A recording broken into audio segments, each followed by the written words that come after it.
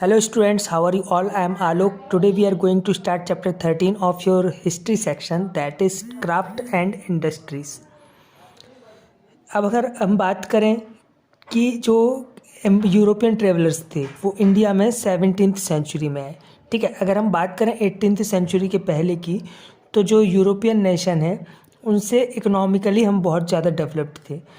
18th century के time क्या था कि जो हमारी मेन इंडस्ट्रीज़ थी वो थी टेक्सटाइल, शिप बिल्डिंग, हैंडीक्राफ्ट और अदर आर्ट्स एंड क्राफ्ट, जैसे कि टैनरी, परफ्यूमरी, पेपर मेकिंग। जो अपने यहाँ के हैंडमेड प्रोडक्ट्स थे इंडिया के, वो सिम्बलाइज थे रिफाइनमेंट और एक क्लास रखते थे। ये काफ़ी अच्छे से फिनिश्ड प्रोडक्ट थे, इंडिविजुअली प्रोड्यूस किए जाते थे, केयरफुली इनको डिज़ाइन किया जाता था। अब क्या हुआ कि जो इंडियन गुड थे उनका मार्केट काफ़ी अच्छा था जब तक वेस्टर्न प्रोडक्ट जो थे वो डिमांड पे नहीं आए, और जो वेस्टर्न प्रोडक्ट थे उनकी इंडिया में डिमांड भी बिल्कुल नहीं थी, नेग्लिजिबल डिमांड थी, बिल्कुल जीरो डिमांड थी। अब जब लेकिन इंडस्ट्रियल रिवॉल्यूशन हुआ यूरोप में, उससे जो इंडियन इंडस्ट्रीज़ है उसको काफ़ी नुकसान हुआ। हमारे जो गुड्स थे वो हैंड के बनाए हुए होते थे, मेड बाय हैंड, और काफ़ी एक्सपेंसिव होते थे, काफ़ी महंगे होते थे। लेकिन जो मशीनरी प्रोडक्ट होते थे मशीन से बनने लगे थे, वो काफ़ी सस्ते होते थे। तो उससे जो हमारा मार्केट था वो काफ़ी ज़्यादा डाउन हो गया, और जो इंडस्ट्रियलाइजेशन था उसकी वजह से हमारे यहाँ की जो इंडस्ट्री थी वो काफ़ी कमज़ोर पड़ने लगी। अब अगर हम बात करें कि 19th सेंचुरी के फर्स्ट हाफ से लेके जो 1880 का समय रहा, इसमें एक स्ट्रेंजर फिनोमिनन दिखा, क्योंकि जो वेस्टर्न कंट्रीज़ हैं उनमें इंडस्ट्रियलाइजेशन हो रहा था, और यहीं से हमारी जो इंडस्ट्रीज़ हैं उनमें डिक्लाइन होने लगा। हैंडीक्राफ्ट जो इंडस्ट्रीज़ थी हमारी, उनमें डिक्लाइन होने लगा। इस प्रोसेस को हम डी इंडस्ट्रियलाइजेशन बोलते हैं। अगर हम बात करें कि जो ब्रिटिश आए उसके पहले क्या था, तो उसके पहले जो हमारे प्रोडक्शन ऑफ कॉटन टेक्सटाइल था वो वर्ल्ड को लीड कर रहा था। हम फाइन क्वालिटी और हाईली रिफाइंड क्राफ्टमैनशिप के लिए जाने जाते थे, जो कि पॉपुलर था बहुत ही साउथ ईस्ट एशिया, वेस्ट और सेंट्रल एशिया में। जो यूरोपियन ट्रेडिंग कंपनीज़ हैं उन्होंने हमसे जो कॉटन और सिल्क है वो इंपोर्ट करना स्टार्ट कर दिया था 16th सेंचुरी में। और अगर हम बात करें 18th सेंचुरी के एंड तक, तो हम वर्ल्ड मार्केट को डोमिनेट कर रहे थे। मतलब हमारी जो कॉटन और हमारे यहाँ के जो प्रोडक्ट्स हैं वो बहुत ज़्यादा दुनिया में बिक रहे थे, क्योंकि जो हमारे यहाँ के क्राफ्टमैन थे वो goods of utility, luxury for domestic और वर्ल्ड मार्केट के लिए चीज़ें बना रहे थे। कॉटन टेक्सटाइल प्रोडक्शन जो है वो डेक्का, बनारस, कृष्णानगर, लखनऊ, आगरा, मुल्तान, सूरत, अहमदाबाद और मदुरई में चल रहा था।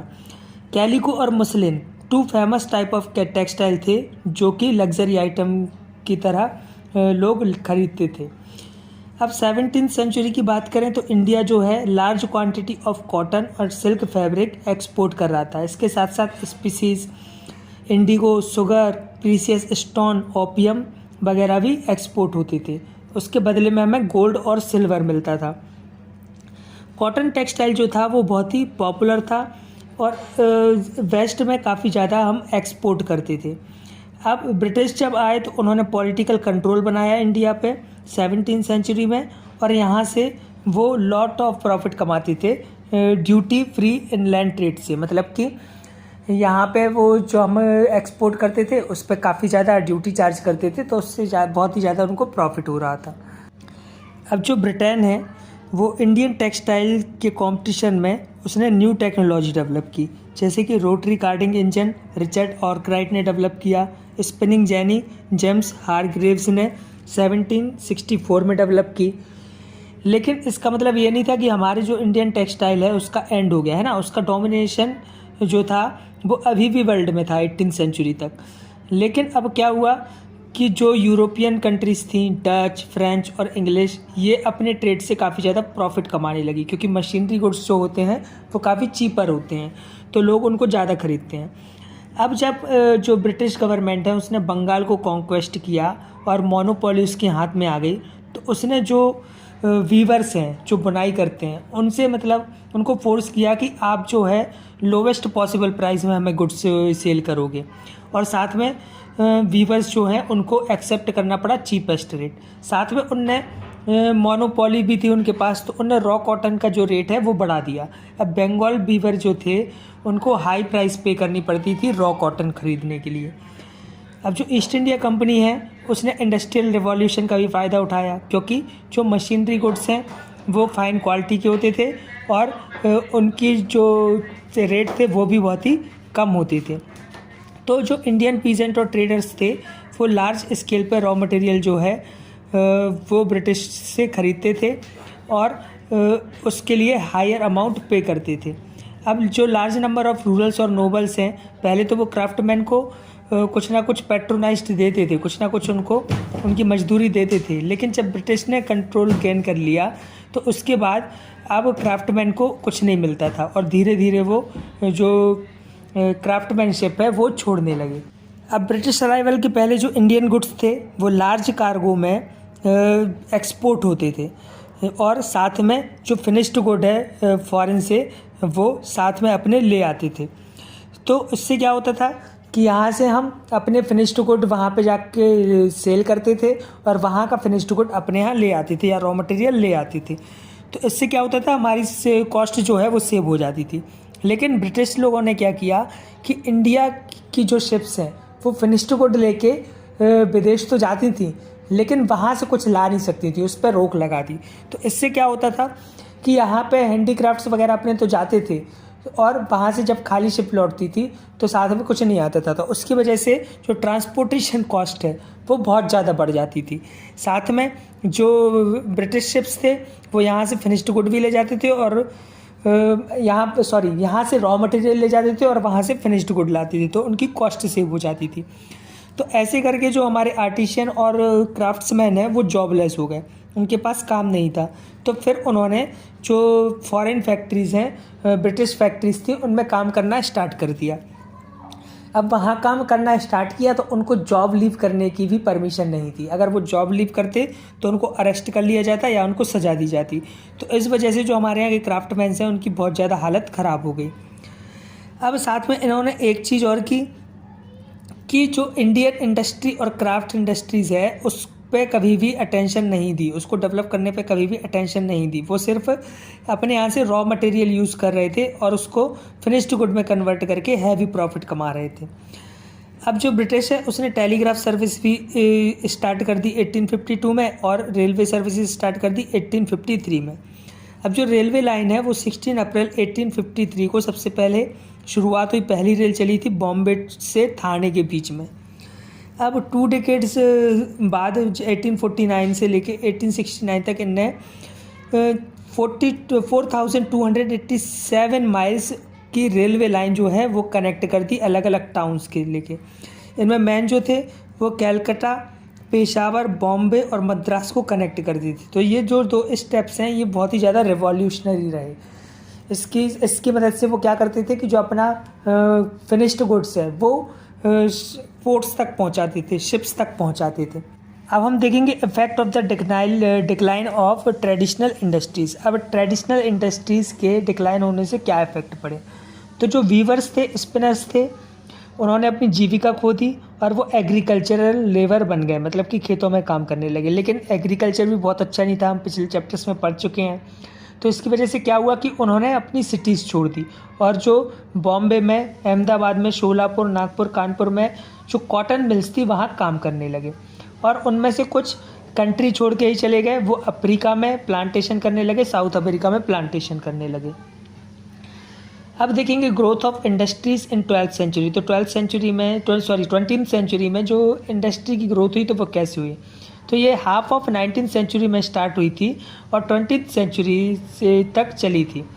तो लेकिन जो इंडस्ट्रीज़ का ग्रोथ रेट था वो बहुत ही स्लो था, क्योंकि अंग्रेज चाहते थे कि जो इंडिया है वो इंडस्ट्रियली डेवलप्ड कंट्री ना बने, है ना। तो उन्होंने बहुत ही स्लो प्रोसेस रखी। इसकी पूरी एक केस स्टडी दी है, आप इसको पढ़ना है आपको अच्छे से कि कैसे क्या इंडस्ट्रियल सेक्टर जो है हमारा डेवलप हुआ। अब हम बात करेंगे iron and steel factories in India की। तो Tata iron and steel company, जिसको हम टिस्को भी बोलते हैं, ये first modern iron and steel plant थी। 1911 में इसने आयरन का सब्सटेंशियल प्रोडक्शन किया और ये लार्जेस्ट सिंगल स्टील प्लांट बन गया ब्रिटिश कॉमनवेल्थ में। मतलब जहाँ जहाँ ब्रिटिश कॉलोनी थी उनमें सबसे बड़ा सिंगल केवल एक ही मात्र जो है स्टील प्रोडक्शन कंपनी बनी है। अब इसकी शुरुआत कैसे हुई? अप्रैल 1904 में चार्ल्स वेल्ड जो कि अमेरिकन जियोलॉजिस्ट थे और जमशेदजी टाटा छत्तीसगढ़ पहुँचे सर्च ऑफ आयरन ओर में कि उनको आयरन और स्टील प्लांट सेटअप करना था। अब जमशेदजी टाटा जो है उन्होंने यूज आयरन और स्टील प्लांट इंडिया में खोलने का मन बना लिया था। अब उनको रिक्वायर्ड थी तो थी गुड क्वालिटी आयरन ओर की, उनको अच्छी क्वालिटी का आयरन ओर चाहिए था। अब ये इन्होंने डिस्कवर किया राजहारा हिल्स जो कि फाइनेस्ट ओर्स थी वहाँ पे, लेकिन सूखा था वो इलाका, तो वहाँ पे पानी की कमी थी जिसकी वजह से प्रोडक्शन अच्छा नहीं हो पाता। जमशेदजी टाटा की डेथ के बाद दारूबजी टाटा जो उनके सन थे उन्होंने सुबर्णा रेखा एक नदी है उसके किनारे पे आयरन ओर फाइंड की और उसको इंडस्ट्रियल टाउन के नाम से फेमस कर दिया। उसका नया नाम रखा गया जमशेदपुर। ये एरिया आयरन ओर से भरा पड़ा था, फाइन क्वालिटी की यहाँ पे आयरन ओर थी और पानी भी था साथ में। तो यहीं इन्होंने सेटअप की Tata iron and steel company TISCO 1912 में। अब जब वर्ल्ड वार 1 स्टार्ट हुआ था उसके पहले जो ब्रिटिश स्टील था वो इंडिया में आता था, इंपोर्ट करते थे हम। लेकिन वॉर के दौरान जो टिस्को है वो उसने जो कैरेज व्हील हैं या फिर सप्लाई सेल हैं तो वो ब्रिटिशर्स के लिए प्रोड्यूस किए और 1919 तक जो कॉलोनियल गवर्नमेंट है वो 19% ऑफ स्टील टिस्को से खरीदता था। JRD टाटा जो कि जमशेदजी टाटा के सक्सेसर थे उन्होंने फर्स्ट कमर्शियल एयरलाइन भी ओपन की 1932 में और 1946 में इसका नाम चेंज हो गया टाटा एयरलाइन से, इसको नाम दे दिया एयर इंडिया। अब हम बात करेंगे वूज स्टील की। इंडियन स्टील और मेटलर्जी जो थी उसकी एक्सीलेंस का मार्क था वूज स्टील। इसकी क्वालिटी का जो तथ्य है वो हमें यहाँ से मिल सकता है कि जो टीपू सुल्तान की तलवार थी वो बहुत ही हार्ड थी और उसके जो एजेस थे वो भी काफ़ी शार्प थे। अब इसको हाई कार्बन स्टील से बनाया गया था जिसे वूज बोलते हैं और ये साउथ इंडिया में मैन्युफैक्चर्ड हुई थी। इसे लंदन म्यूज़ियम में रखा गया, फिर बाद में ऑक्शन के थ्रू इसको वापस लाया गया। वूज स्टील जो था वो पूरे वर्ल्ड में फेमस हो गया था और जो ब्रिटिश आयरन एंड स्टील है उसके इंपोर्ट को कंपटीशन दिया। इंपोर्ट जो है अब लोग ब्रिटिश आयरन स्टील की पूछ कम करते थे और इंडियन आयरन स्टील की पूछ ज़्यादा होने लगी, यहाँ के इसको इंपोर्ट ज़्यादा करने लगे। अब जो वूज स्टील है उसको स्पेशल टेक्निक से बनाया जाता था जिसमें आयरन को रिफाइन किया जाता था और उसे चारकोल और स्मॉल क्ले पॉट के साथ मिक्स किया जाता था और एक कंट्रोल टेम्परेचर पर इसको हीट किया जाता था। अब जो इंडस्ट्रियलाइजेशन है इंडिया का वो दो चीज़ों की वजह से नहीं हो पाया। पहला तो लैक ऑफ कैपिटल, दूसरा lack of infrastructure. Heavy machinery factories हमारे यहाँ नहीं थी। अब बाद में जो सेपरेट डिपार्टमेंट है कॉमर्स एंड इंडस्ट्रीज़ का वो लॉर्ड कर्जन ने 1905 में सेटअप किया जिसकी वजह से थोड़ा थोड़ा हमें फ़ायदा होने लगा इंडस्ट्रियलाइजेशन का।